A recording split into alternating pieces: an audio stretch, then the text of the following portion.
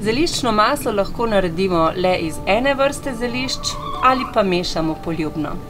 Najprej bomo nabrali kar veliko peteršilja, potem še par listov žajblja. Žajbelj je zelo močen, zato ga ne bomo dali veliko.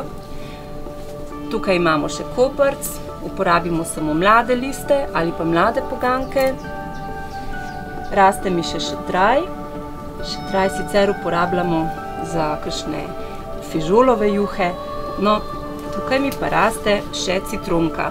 Citronka je sicer najbolj znana za čaj, ampak v zeliščnem maslu nam bo dala limonino noto.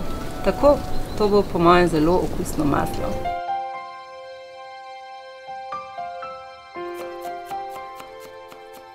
Zmehčano maslo stresemo v skledo, potresemo z drobno nasekljanimi zelišči, solimo in vse skupaj dobro zmešamo.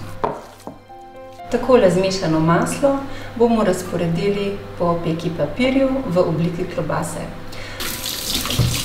Roke si zmočimo, ker bomo potem veliko lažje oblikovali našo kačo.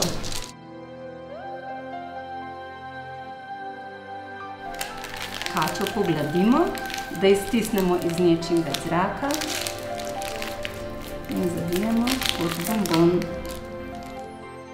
Kačo zeliščnega masla zavijemo v alufolijo, zato da jo potem shranimo v zamrzovalnik in uporabljamo maslo takrat, ko je to potrebno.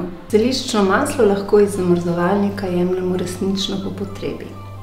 Ko pečemo recimo kakšen zrezek na žaru, narežemo par rezin in ko je zrezek že pečen, prekrijemo z rezinico masla.